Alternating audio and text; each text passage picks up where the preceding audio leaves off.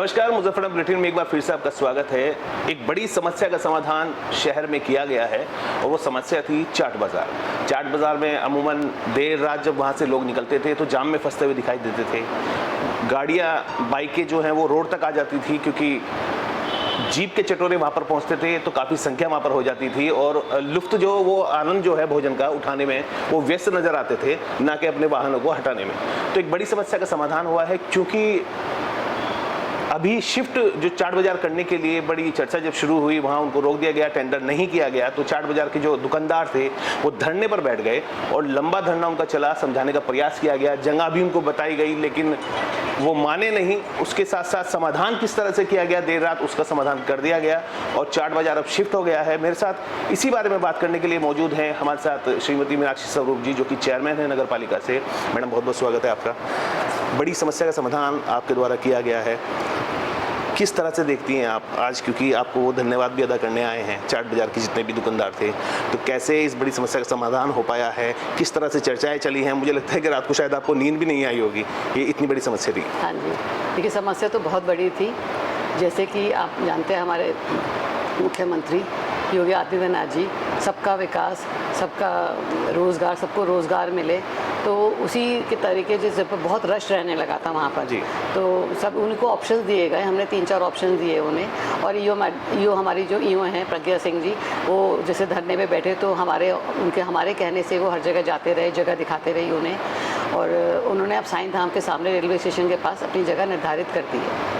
इससे पहले कई जगह 2-3 जगह दिखाई गई हैं, कौन कौन सी जगह थी, क्या वहाँ पर समस्या आ रही थी?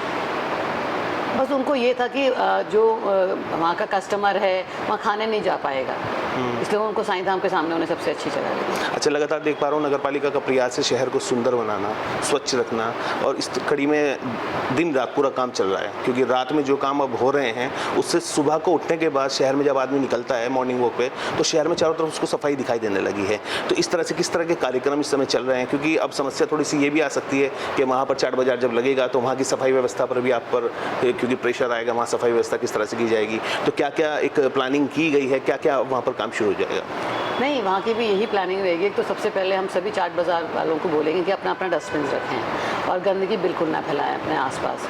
और जैसे सफाई का चल रहा है तो वो भी हम रात को उसका वहाँ पर भी सफाई का ध्यान पूरा रखेंगे। और अभी आजकल देखिए सफाई का क्यूआरटी टीम तो हमारी भी है कि जहाँ पे कोई कंप्लेंट आती है तो हमारी फ़ौरन जाती है वहाँ।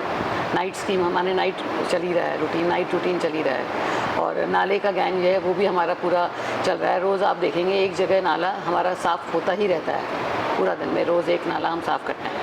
अच्छा, मुझे लग रहा है कि एक बेनिफिट उनके लिए ये भी है कि पास में रेलवे स्टेशन है, सामने साईं धाम भी है, वहाँ पर हर बृहस्पतिवार को भक्त भी आते हैं और रूटीन में घूमने वाले लोग भी उधर से घूमते रहते हैं। मॉर्निंग वॉक या इवनिंग वॉक के लिए वहाँ पर लोग रूटीन में आते हैं। तो आप कैसे देख पा रही हैं कि किस तरह का बेनिफिट इनको मिलेगा? बल्कि उनके लिए मुझे लगता है यहाँ से बहुत अच्छा रहेगा। आप देखिए रेलवे स्टेशन पर जो आदमी जिसकी ट्रेन लेट हो गई या जो वेट कर रहा है वहाँ पर, वो भी अपने चाट का लुत्फ़ और खाना अपना खा सकता है, ले जाने की ज़रूरत नहीं है उसे।